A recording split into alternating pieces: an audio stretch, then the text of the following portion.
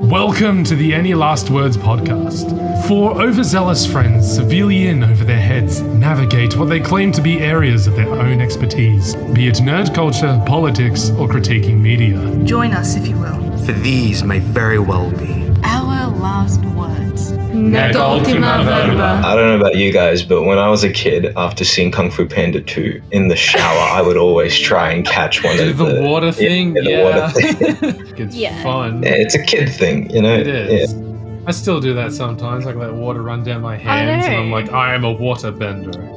Anakin Skywalker was the Dragon Walker. He was. Yeah. You have Poe. He's in every fight he's in. He's just jiggling about, you know. He is. Every part of him is shaking. He's got jiggle physics out the wazoo. Right. Do the thing, Brandon. 3, 2, 1. Clap. Hello, everybody, and welcome back to the Any Last Words podcast, rated 13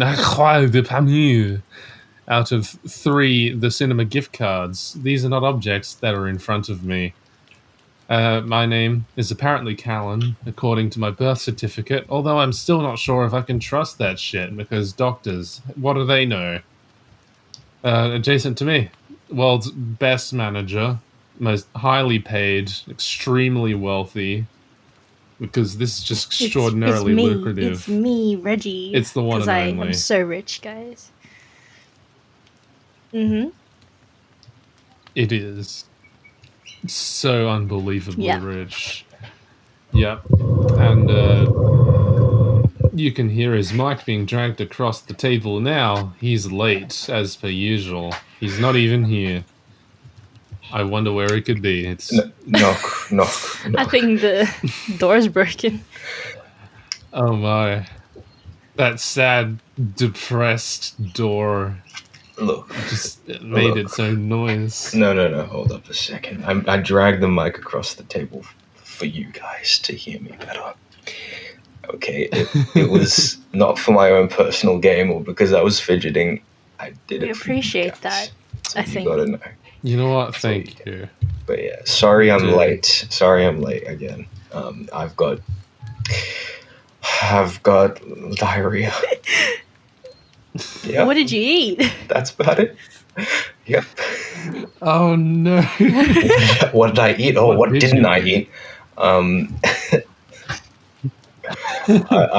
I ate everything from the spiciest ramen to the coldest of spaghettis. And ramen. Why are you eating cold spaghetti? Choose one. See, that's Like, the problem. Cold spaghetti's fine, but why are you intentionally eating it That's cold? a thing, though. Cold noodles. That's a great question. See, Yeah, but that's like, after you've cooked it and then left it in the fridge because you couldn't eat it all. that's pretty much cook it. cold spaghetti. It was Spaghetti terrible. is the leftovers of warm spaghetti. Exactly. Thank you, Callan, for clearing that up. See, the problem is I didn't know. Look, it's all behind us now. We don't need we don't need to discuss whether or not I realized it was cold or not. Okay. The fact of the matter is that I'm here now. It's all that matters. Okay. Right here. Just right don't now. shit on us. Yeah. Yeah. Anyways, yes. Good morning, friends. Good morning. Yes. Yes. You heard What? Reggie. Shit on us. Go on. No. Exactly. That's mean. Don't do it. That's so You're gross. mean. You're the one You who guys has are deranged. diarrhea. Jesus. You heard it here first, kids. Don't shit on people. It's rude. Yeah, exactly. Can also be taken as a hate crime for all you know. Okay, that's really not a good thing to do. Well, now I'm curious if someone's defecated somewhere and had it classed as a hate crime. Mm-hmm. Probably. Let's be real. Yeah. I'm gonna Google that later. What if there's just a Wikipedia article, just like fecal matter-based hate nasty. crimes? It's just a list of people who've just like taken shits in rooms or I something. mean, it's got to be similar to egging someone's house, right? But you just use poo. I'm pretty sure there was an American president who had a habit of taking shits in the middle of like cabinet meetings and crap. I mean, we got a prime minister who's famous for that as well. Oh, yeah, naturally. Scott Morrison, Engadine Macca's. We need to take a trip to Engadine just to see the Engadine Macca's. Yeah, well, that is after lockdown is over, of course, because right now, here in Australia, we're locked down. Thank you, Gladys. Thank you. And, well, actually, thank you very much, because this has given us an incredible opportunity to just binge tons of movies. It has. As you all may have surmised, Brandon has a very long list because of movies. he doesn't watch any. Which he needs to get through. So to start off that journey... to start off the journey, we went and watched a trilogy that I've already seen numerous times. Yes, that was a great way to start. Yeah. To be fair, I think we largely started because of Kung Fu Panda 3 and that you hadn't watched it for almost a couple since years it came at out, least. So obviously the viable response was to watch all 3 movies. I mean, it was supposed to be a joke at first, but we had time, so... And like we unironically have the time and the effort and bother to just watch all 3. Yeah, I mean, we had the time to watch The Last Airbender, for God's sake. We so did, I think we can... Yeah, it's been a nice little for bonding experience. Yeah. Yes. Yeah, like, yes. It was really interesting as well, because for The Last then Airbender, we were constantly talking up throughout the whole thing, just ranting about how awful everything was. Yeah, and then for Kung Fu Panda, we're just like, just sitting in it and just listening to what was going on. It was weird. The first one, we still joked around a little bit. But, I mean, that was just laughing when it was funny and going, oh, when it was cool. Yeah. We shut up a little bit. Kung Fu Panda 2, we really just... we had to really retract all of our very humorous personalities for just an hour or 2. We're outrageously funny people to watch movies with. Yeah. Yes. Yeah. Especially Reggie. She doesn't say anything. I don't. It's so funny. Yeah. You almost didn't say anything just now. I'm speechless because of you. See? I was right. Oh. Joking! Oh, no. But yes, I mean, your overall impression, Brandon, before we do a deep dive, I suppose. Overall impression? The second one is obviously the best. Like, that's near perfect movie, in my opinion. I would argue, yeah. Yeah. The first one, I just love because of nostalgia. I've seen that so many times now. And it's still as great as it was the first time. Yeah. When I was 5 years old and watched it. Yes. But Kung Fu Panda 3, it's better than when I originally watched it. Yeah, it's not the best, but you really did it. You disliked it in the beginning. You were like shitting on it a little bit, but it's not as bad as you think. Yeah, it's not as bad as I remember. It's the weakest of the 3. Yeah, it's I think not, it's not horrible. Like, it's not a bad movie. Yeah, it just kind of falls apart because of too much humor. It's a little bit forced sometimes. At least. It kind of reminds me of the progression of Star Wars. How, like, one of them, I've already forgotten which movie, but they spend too much time with the Ewoks for some people's fancy. Yes. Like, they just have an entire thing where they all get kidnapped by the Ewoks and then they stick around with the Ewoks and people got ticked off at that. I can kind of see it being the same thing. They spent too much time focusing on a village of fuzzy people. Yeah. I think it was definitely something like that, because they're literally a village of fuzzy people. Yeah. Who all have their little quirks and stuff, but it's really bad timing. That's the only thing. And, especially in that third movie, the jokes are all just kind of poorly timed. Like, you got an emotional moment where Poe and his real father are talking about his mother, and then at the end, that guy who likes hugging people just comes in, interrupts. Yeah, it's like I'm interrupting you. Yeah, exactly. Yeah. Well, thank you. I was forgetting what the word interrupt meant, so you really helped me there. Thank you, no worries. Anytime. I'll interrupt you any time of day. Yeah. Well, what do you guys think of the films, though? Okay, the first Especially the one. first one. Let's start with that, Mm. actually. I don't know. Yeah. It's a Because nice I'd give movie that on, about like an 8 on out its of 10, own. personally. And the Mm. villain's good. They match up nicely. Naturally. Yeah. Well, see, yeah, I really like Tai Lung. He's Mm. even though he's probably not. Oh, Oh yeah. I'd say he's better Yeah. than Kai as a villain for the third one, but For what he represents as thematical argument against Poe, he Yeah. certainly is quite up there. And it's cool as well because they don't know each other. They don't have any like really personal grudge or anything between them. And you see more of that kind of rival-ish relationship between Shifu and Tai Lung instead.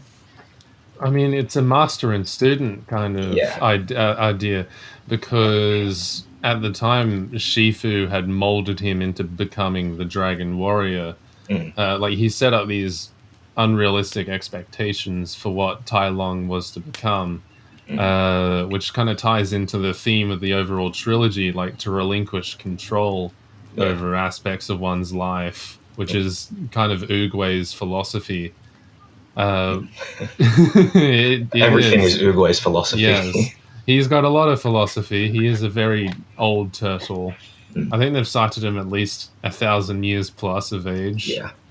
Yeah, I was looking through the wiki for Kung Fu Panda to do some extra research, and there's lots of fun trivia in there. Like Tai Lung is actually 40 years old, which is it makes sense looking back on it, but it's kind of weird as well because it doesn't strike me as that. But yeah, which is, I mean, once again to draw the Star Wars parallel, but it's kind of like Obi-Wan Kenobi and then Anakin as Darth Vader. Yeah. Like, I mean, okay, it's not a strict parallel.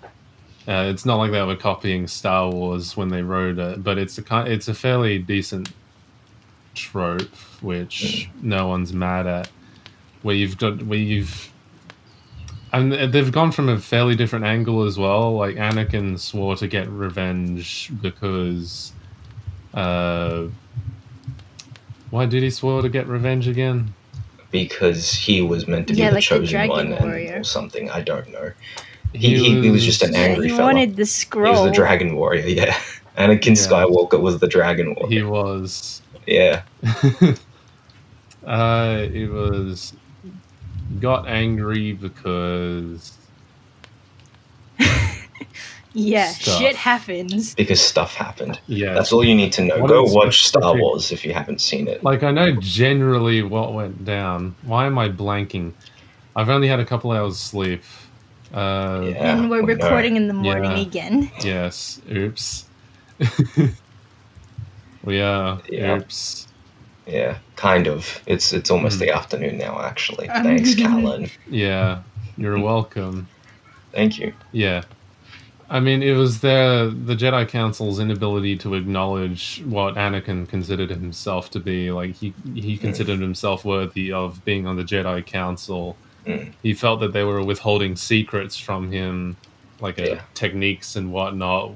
They didn't tell him the story of Darth Plagueis the Wise. Of course, yes, which is a tale that no Jedi would tell him, And that parallel with Tai Lung, where he'd been trained in such a way, almost groomed to becoming something greater than he was destined to be.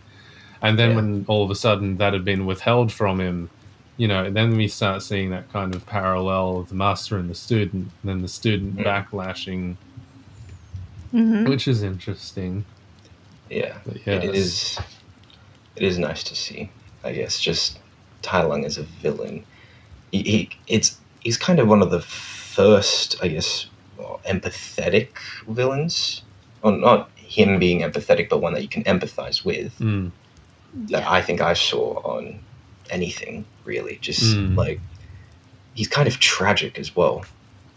He falls apart because he was built up to something greater, and it is just really sad to see. He did what he did to appease to his master, who he considered a father figure. And then when he can't do it, everything goes to poo. Exactly. And I mean, it just ties in constantly once again to that idea of relinquishing control and recognizing that it's all within yourself and whatnot. I mean, the motif of the first movie was there is no secret ingredient, and that one must relinquish control over things that they have no control over. Yeah. Like that scene where Shifu sends a carrier duck out to the prison. I've already forgotten the name of the prison. Yeah. One meets his destiny on the path he takes to avoid it. Exactly. It's just so stark. It's right there. Yeah. All the notions of there being destiny and whatnot, but also one's inability to change it. Yeah. And that's something that I really like as well. And especially like in a character like Po, who's super goofy, and he's voiced by Jack Black, so he's going to just be a mostly comedic character. Yeah. Jack Black was born to play Po. Oh yeah, completely agree. Yeah. They got the same body shape and everything. But what I love, though, is that you don't sit there the entire time thinking, oh, hey, that's Jack Black voicing that panda, or oh, hey, that's Jackie Chan voicing the monkey, and Seth Rogen voicing the mantis. They're their own characters. Their voice acting and their visual depiction as well. Their character design just carries it so fluently that you can't tell that there's a person on the other end. That is Po. Yeah. And what I really appreciate about Po as well, just in terms of design wise, is that he is fat. He eats a lot. He's overweight. And that's okay. The movie doesn't, some of the characters do kind of make fun of him for it, but by the end of it, you get told that, hey, that's okay, as long as you have faith in yourself. Especially by the third movie. Oh yeah, even more so. Literally told that's who he should be. He should be a bit of a fat, cuddly panda. Yeah, and that's fine. And even in this movie, the whole idea that there is no secret ingredient, you just see yourself for who you are and what you want to do, what you want to be. Yeah. That's all that really matters at the end of the day. Which carries out because, I mean, Po as a character, he doesn't explicitly change all that much. From when he started to where he's progressed to by the end of it, he's still himself. He hasn't become the paradigm of Kung Fu or martial arts. Yeah, I mean, he does, but he's not half as he becomes that paradigm, but just he stays himself. Yeah. Where you see the other kung fu masters and whatnot, and they come on, and it's like Master Flying Rhino and whatnot. It's all these insane monikers, just bodacious and awesome, as he would say. Yeah. And you don't see Po evolve into that. The idea of Po becoming the Dragon Warrior is just his own self-actualization, which is just to recognize that he is himself. Yeah. Which is very different from how most Chosen One stories go. You see Harry Potter, he's the kid who could survive being killed with the killing curse, and he's abnormally good at defense against the dark arts, and his blood is magical because of his mum and whatnot. You see, I definitely understand what you're talking about because I've seen all of Harry Potter, read all the books. Yes, I get it, guys, and definitely. Yeah. Or Luke is the son of Darth Vader and whatnot, and they always have to throw in something special to make the Chosen One just amazing in some way, abnormal to everyone else. The reason why they're the Chosen One. Po's just Po. Yeah, it's nice. Yeah, which is a big step in a different direction, which I appreciate. Yeah, it's a really good movie, especially for kids as well who are watching it, who they might be a bit overweight, but they're taught that, hey, that's okay as long as you're happy with who you are. Maybe you should I'm not watch happy Kung Fu with who I Panda am. again. Well, Callan, see, I yeah. should. Brandon, let's watch it again. Why just me? Why not get Reggie to be there instead? Well, it's implied that Reggie Yeah. will be there if she so desires, but you know, Why don't I have a choice? because you need to watch movies. Yeah, but I've already seen the first Kung Fu Panda like 10 times. Only 10? Yeah. Oh no. Yeah. But yes. All in all, Kung Fu Panda 1 is just, it's a classic. It's a classic. It really is. And you can see like it's the first step towards what a lot of people call like a love story to Chinese cinema. Like, I mean, Kung Fu Panda's done amazingly when it comes to China box office sales. Like, they absolutely fucking loved it. Yes, that's what we want to see. Yeah, but unironically, like, they were wondering how on earth was this film not written and produced by Chinese people? And it's not due to, like, outrageous amounts of accuracy or anything. Like, a lot of people have noted that, I mean, obviously, the visual scenery and whatnot is accurate and it depicts China, but it's also, like, a fantastical kind of China. But also, I mean, for one, the most prominent display of inaccuracy is how heavily they use dragon imagery, when in Chinese cinema, and just in China in general, dragons are held a lot more venerated. So you'd hardly see any dragon imagery. It was reserved for temples of, like, the emperor and whatnot. You'd hardly see any dragons, but in Kung Fu Panda, they're fucking everywhere. So, I mean, they're not strictly, amazingly, outrageously accurate. They're fairly accurate, but Who wants to be accurate, right? Yeah. It's the idea that it's just a movie that loves Chinese cinema. Yeah. Like, just all the culture. Literally all the fight scenes, there's a reference to some kind of Japanese cinematography.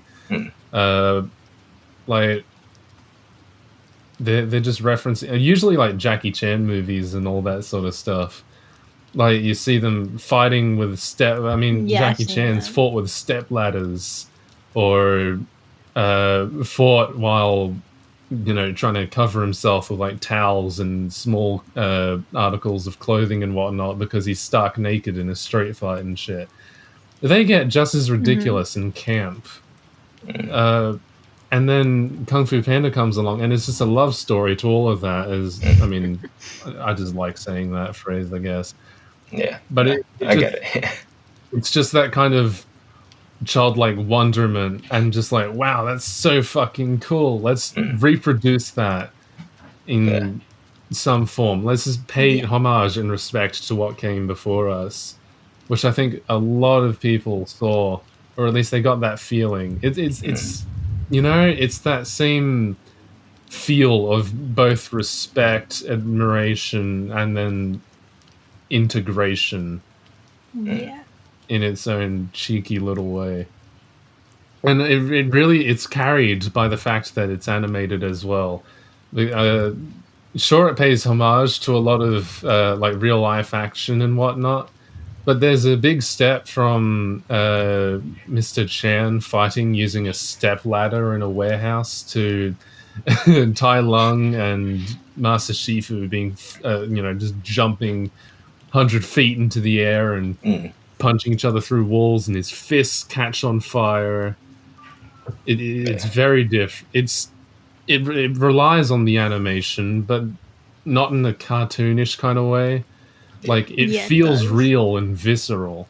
There's nothing wrong about the combat in Kung Fu Panda, despite the fact that it's so ludicrous. It feels visceral because of the animation. So, this is just another example, I feel, of where animation really elevates a movie as a whole and allows the potential to grow. Because if this was live action, then it'd be camp. It'd be like the 1995 Mortal Kombat movie where shit's a bit silly, and when the combat gets stupid, everyone laughs their asses off because it just looks fucking ridiculous. Yeah, and it also just helps, like, you have Poe, he's in every fight he's in, he's Yeah. just jiggling about, you know? He is. Every part of him is shaking. He's got jiggle his physics sound at always the comes up wazoo. of like the sound of his exactly, belly and- always comes up. Yeah.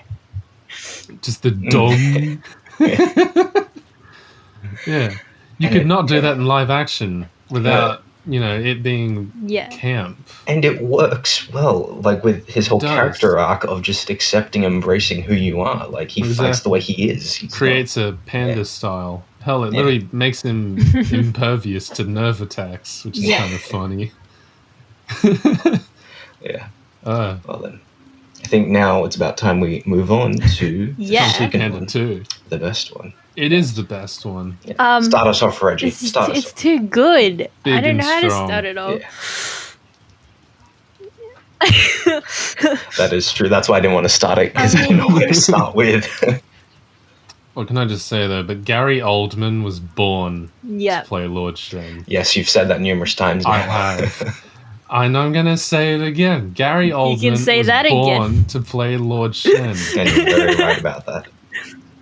Yeah, say it again. Say it again, Callan. Gary Oldman was born to play Lord Shen. Oh my god, he won't stop saying that. Jesus. But just... I'm just in love with this man's voice. Oh, we know. I know. Gary Oldman was born to play Lord Shen. Even his name is just too good to say. It is so true. Gary Oldman. I'm not going to say it anymore. It's just too good. Oh no! But the second movie, I mean, you know, goes into deeper with who Poe is and his origin story. Gets yeah, completely agree. Yes, like, that is the premise. Honestly, that's it. Yeah. And it's so good. That is it. But I do like the way they do it. It is. It kind of took me by surprise, like watching it again, just how much darker it was compared to the first film. Like, it's really grim. You know, you have this character voiced by Jack Black who's got PTSD and, you know, kind of just a lot of really sad things going about him. You know, he's kind of an orphan, sort of, or at least to his knowledge. And, it is really sad looking back on it. But I do like that whole idea of finding inner peace within yourself. And the way they go about it as well. Which is, once again, relinquishing control. Yeah. Yeah. Poe doesn't have control over the past, and nor can he control his torments and afflictions, but he can control his own reaction to it and come to accept it as part of who he is and what has made him who he is today. Whereas, by comparison, Lord Shen refuses to relinquish control, and if anything, he desires control of the entirety of China. There's that dichotomous nature to them. Shen is the closest that Poe is going to have, I mean, if not, is just the definition of a dichotomous antagonist. Like, Shen was catered directly to Poe. Tai Lung, like, he's an old fling of Shifu's. And Kai is an old... Don't say that, man. He's like a father and son thing. You can't say old fling. But yeah, I mean, Kai's Oogway's leftovers. No, but Lord Shen is Poe's. And he just brings something, it's a really different dynamic. Like, we were exposed to Tai Lung, and he's just this formidable, unstoppable opponent. He's defeating everyone in his way. No one's coming close. He's had so many epic fucking scenes. His prison escape is monumental. The bridge fight, The bridge fight with the Furious Five was insane. The choreography behind that, just masterful. He was beating the shit out of Master Shifu like a minute before Poe stepped in. Yeah. Tai Lung was just physically formidable and threatening. But Lord Shen just offers like an intellectual and almost primordial kind of fear. Like, there's just something integral about who he is that just says, I'm a peacock, fear me. I mean, not just in his design, but just like who he is in general. He just carries himself about in such a way. Yeah. I mean, obviously, you see scenes of him in his depravity and desperation, like he's having altercations with the soothsayer, where he's just gone a little bit insane because he's obsessed with the prophecy. Yeah. But And that's... but his... Sorry, yeah, just to jump on that, it's that whole thing that Oogway mentioned. One meets his destiny on the path he takes to avoid it. Exactly, Yeah, there it is. Him trying to basically commit genocide to all pandas ended up causing his own downfall in the end. So Exactly. yeah, I just thought that was nice. Also, he literally kills someone on the screen, and no one really bats an eye at it. Like the rhino guy with the hammer. Yeah. Kind of just dies. I mean, that's one of the best ways to introduce an antagonist. Oh, yeah. Have them kill someone. Yeah. Yeah, someone who's especially looks formidable as well. Especially someone like Thundering Rhino. Yeah. That's an insane name. Lord Thundering Rhino, son of Flying Rhino. Which is a cool bit of lore. Yeah, which is just a point I'd like to make. But Kung Fu Panda has excelled in lore building and world building. Oh, yeah. Like, which is something which a lot of people do cite as one of their similarities with Studio Ghibli, where their world building feels permanent. Like, when you watch the film, you can sense that there's a history to the world and that the world existed before you watch the movie. You feel that. It's just very visceral and human scenes of just life existing to the smallest details. And the lore is insane. Like the Jade Palace scene where he just walks in and then there's just a dozen different artifacts. And they don't stop doing that. They keep going on about different artifacts and different masters and whatnot.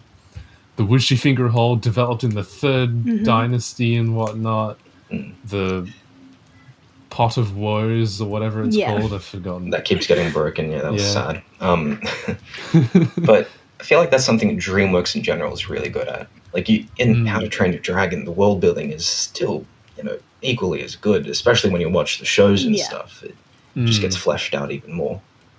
But and I can imagine the same thing for Kung Fu Panda, since the shows even have their own villains and they actually have those characters appear. Yeah. They flesh out surprisingly a lot of Oogway in the TV series, from what I'm aware, which is interesting. But yeah, I mean, hell, they have an entire series dedicated to doing backstories of the Furious Five. I remember that. Really? Is that where the monkey thing comes from? Yeah. Like, Monkey's whole thing is that he was just fucking around with people because he felt vilified by his village, and then Oogway steps in and kind of, shows Monkey the way of not being a cheeky monkey. Monkey. Monkey Monday, people. Remember Monkey that. Monday. It's currently Thursday, and this comes out on a Sunday. Monkey Monday. Monkey Monday. But yeah. Yeah, sounds interesting. That's good to know. I need to watch those then. Don't think I've seen them. If you feel so inclined. I think those ones are reasonable. Like they're probably just short films. Yeah, I'm pretty sure they're shorts. That is good, because yes, the 5 in the movies, they don't really do much aside from they don't either be antagonistic towards Poe or help him out. Jackie Chan gets like a dozen lines most overall or some shit. Yeah, I think he only had like 4 or 5 in the first movie. Sounds about right. They went so out of their way to get him, and then he just doesn't do much. Yeah, which is fair enough. Well, yeah, I think now it's about time we move on to everyone's favorite Kung Fu Panda film. It's definitely Brain's favorite. The reason why we started this journey. Yes. Yeah, it is. It's like, basically the same thing I said before. It's just trying to be too funny too much. It is a kids movie. It is, but the other two are kids movies. Yeah, they forced it a little bit have too the much. same problem, mostly. Yeah, Like, it did. I think it's just, it felt awkwardly placed, a lot of the humor, as if Yeah. Because someone they're just cramming complained it out as last much time. as possible. Mm.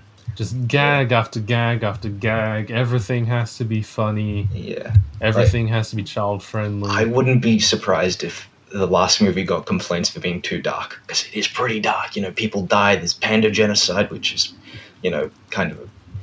Is that a reference to pandas going extinct in real Might life? be. Yeah. I feel like that is just. It subtle. might be. It'd be kind of funny. Yeah. Well, not funny, but like it'd be interesting. It's funny when Yeah, pandas it's very die. funny. Callan, pandas Yeah. going extinct because I they're knew too it. lazy. Pandas aren't going extinct because they don't want to have sex. They're going extinct because of peacocks. Oh, of course. Yeah, they're natural predator. Yes. yes, of course. Of course, naturally. Naturally, indeed. But yeah, no, like, I don't know. It kind of made Kai a bit underwhelming as a villain as well. Like, his Although you say thing- that, but I mean, he was introduced by defeating Oogway. he was, but then. But then the comedy undercut him. Like Yeah, when he that's- first arrives in front of a couple of farmers and they just go through that whole scene Yeah. of like, I am Kai and I have returned. And then they just go through like a 2-minute gag Yeah. with like, who the fuck are you?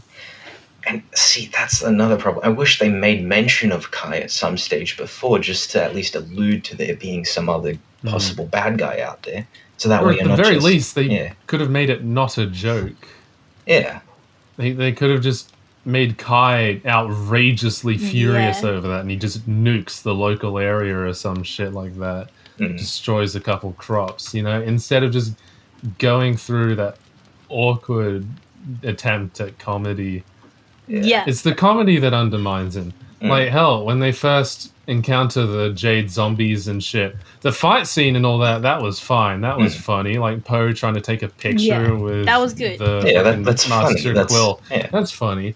But then when they finally catch the Jade zombies and then they just start mocking them, I mean, it was funny, but it felt out of hand almost. He should have just I did threatened not them. personally see it as funny, but yeah, that is just, Trying to. Well, I mean, it was an attempt at humor. yeah. Maybe An I attempt. assumed it was funny because Jack Black voiced Seth Rogen voice. Yeah, I that's just, true. just subconsciously Yeah. automatically attribute it to being funny. I don't But know. yeah, I think that's just the biggest problem with the movie. Just the humor undercuts almost everything, and like even at the end of it, when what's it called? I'm forgetting his name now. Poe's Li father. Shen. Poe's father. We'll just call him that. fat ass. Li Shin? Lee Shen, Li actually. Shen or something. Shen? Was Lee Whoa. Shen. Shen as well. He's a Shen as well. That's Yeah. Li. it was Lee or something, but either way, yeah. His whole character did kind of just fall apart for me, just because it was like they were trying too hard to make him as funny as Poe was, but he just didn't do it. Just didn't do it for me. I mean, as you said, they had really good moments, like the moment where he and Poe are talking about his father, or where Li Shen and Mr. Ping like have that moment just before the third arc where they're talking to each other and shit. Yeah, there are moments, but they're undercut by the humor, which is the biggest issue. It feels like someone took the original script without any of the jokes in it, and then they just picked random spots on the page and just like put a joke there. Every 5 lines, put in a funny quip. Make a pun about them being green zombies, and then the mantis is also green. That's so funny. Ha ha ha. Because he's gonna forget that he was actually alive when he turned back to being his normal shade of green. Make a joke about how no one understands that there's someone talking behind all the Jade zombies. Whoa. The characters are stupid. They don't get what's going on. Yeah. Make Seth Rogen say something funny. Yeah. I mean, the second movie had a similar issue on occasion. It wasn't nearly as prominent. Yeah. But Lord Shen, I feel, was often undermined by a lot of the people around him. Like the wolves yeah, on that was occasion. stupid. Just like the whole Yeah, year of the I remember peacock that one. scene. Yeah. Oh yeah. Like that scene where he's just Yeah. like, well, you don't That was a get little bit half too of the much. year of the peacock, sir. That just... The scene should have ended... The scene really should have just ended at just Lord Shen burning the map of China and just the year of the peacock Yeah. and whatnot. But then they just drag it out. Yeah. Also, you know, Lord Shen just kind of kills his right hand man. I mean, does he really like, kill on him? I screen think and just everything. hit him Yeah. like I was unconscious. really. He Oh, threw a plate at his face. That guy's dead. You just sliced him a little bit. Don't you do that's that? Shen. Never hurt anybody. Yeah, little slicey dicey. Yeah, sure. Yeah.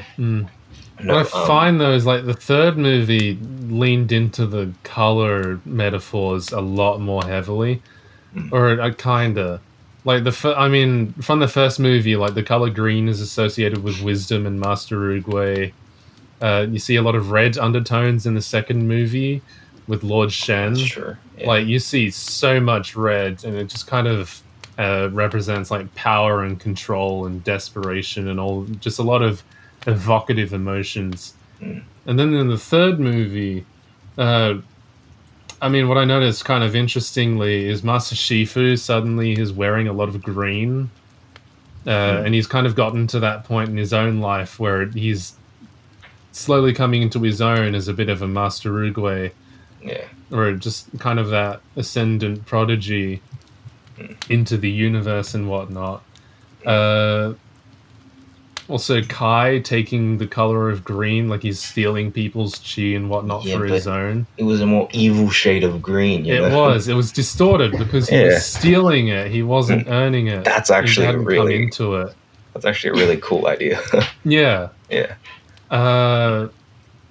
And I mean the color of gold representing like the kind of divinity and whatnot. Like you see Poe literally ascend in his own kind of spiritual form, which was okay. I didn't find that horrible. Like, is this when he like gets the dragon glowy hologram thing like he around masters chi and gets the dragon form shit? Yeah. See, I feel like that's okay. Like, if we're just going back to the humor thing here, I feel like that was okay for humor because it's part of his personality. Yeah, exactly. To make those sort of jokes or be a fangirl over himself. That was nice. And like you've even got that. I think it was cool. Yeah, and even like Kung Fu Panda 2, when he's confronting Lord Shen at the very end, and he's just like, "Oh yeah, keep your shoulders loose, scars just kind of fade or something." That just felt like it was him talking as who he is. It didn't really. It wasn't just a forced joke. So, yeah. Which works. Yeah. Not to mention, I like the implications that Master Oogway's got a bigger stuff. That's what she said. Whoa! But yeah, I found that joke was funny. I mean, I just like how they handled Master Oogway really overall in the third act. That was cheeky. I liked it. Yeah, he is. him and Uncle Ira should get together and have some tea. They really should. Yeah, I want to see like a tea party between him, Uncle Ira, and like Master Yoda. That's a good one. Yeah, just exactly, just three very elderly, very wise individuals. I can see that going places. Did you guys get on that? Did you guys like how every time Oogway spoke, he had to like warm up his lips first, like he'd be just smacking them together? Yeah. I don't know. That was good though. It was lovely to see. Yeah, I think all in all, this trilogy is just amazing. Yes. We were ragging on the third movie, but overall we liked it. It was a good conclusion. Yeah. It didn't stand up to its predecessors in any way, but it kept up. Yeah, if you ignore all the jokes, then it's pretty good. Yeah. If you take out the bits, which they only put in there because some Karen complained about the second movie, or maybe one of the directors was on LSD or some shit. Yeah. And they made some last-minute changes. Ignore that. It's a great movie. Yeah. It's a great trilogy overall. Yes. I wouldn't say it's perfect. But they're good enough to watch. They're almost. It's almost like there. you can't shit on it too much because it's just pretty good. As a kids movie trilogy kind of thing, yeah. Oh yeah, as a kids movie trilogy, Yes. get your kids to watch. Help them find out who they are. Yeah. Like if you just pretend to not care about higher, deeper meanings. Teach them about destiny and don't try to avoid it. Just embrace it. If you know relinquish control, if you're trying to teach a kid about yourself, spirituality, make them watch Kung Fu all that Panda. shit. It's the baby steps to. Yeah. Exactly. When they get to the third movie, it'd be like, "Whoa, Mom, I could be the dragon." And then you see them trying to put out their chi. But yes, with their hands like Iron Man. They're just like going around to flowers. Okay, low key. I don't know about you guys, but when I was a kid, after seeing Kung Fu Panda 2 in the shower, I would always try and catch one. Do the water thing? Yeah. Water thing. Oh, that's so cool. I mean, it's not cool, but like it's fun. Yeah, it's a kid thing, you know? It is. Yeah. I still do that sometimes. Like let water run down my hands, and I'm like, I am a water bender. Yeah, when you hold you just got to hold your hand a certain way so that the water hits it and flies off in any direction. It's kind of like being Spider-Man with water. You just go exactly. It is. Or like when you cup your hand a little for a bit, gain a little bit, and then just flick your wrist so you can do like a little water wave. Yeah. Or if you're in like a pool or something, you push your hand at a certain angle in the water, you can just create a huge wave. Those are the days when we're like little water benders. But yes, I think it's time. I was water bending before I even knew what water bending was. Exactly. Comes natural. It's kind of sad. Yeah, exactly. It really is. Either way, thank you all for coming out. That was an attempt at something. We got close. We got somewhere. I think we let the time run away with us. I can't believe you got it. Funny. It was the last one that really funny in the last 5 minutes. I know. Naturally, if you like seeing art, then ghosting_Jarly on the interwebs. She's starting a webcomic, or at least done something similar on her Instagram. Wow. Pretty neat. So if you want to check out Jay, who may or may not be here for a couple videos sometime in the near future, then don't forget to check that shit out. Send money her way, etc. Send money my way, please, at the phone number and Venmo app registry shit down in the description below. Or you can PayPal me by calling Brandon's number. Yes. My number is 428-222-864. Yep. Mine is 1234567. See, my phone number actually sounded like a phone number, which I kind of regret now. But it's not actually a phone number. Mine is a reference to Spaceballs, which is another movie you're going to have to watch. Spaceballs. I feel like I've seen that. I've brought it up a couple times. Yes. But yeah, we're the ALW Podcast at ALW Podcast on all platforms, and this is us signing off. See you later. Bye. Fuck off now. Okay, good night. Well, we should have an outro. I mean, I edit the outro, like I clip it down to the good bit, but I mean, we need a good bit. Oh, good then. Yeah, do we want to just quickly do that last little Brandon, 30 seconds? say something controversial. You're gay. That is pretty controversial, I'm not gonna lie. I mean, bisexual at most maybe, but only for my co-host Jaden, who hasn't been on in like almost 20 episodes.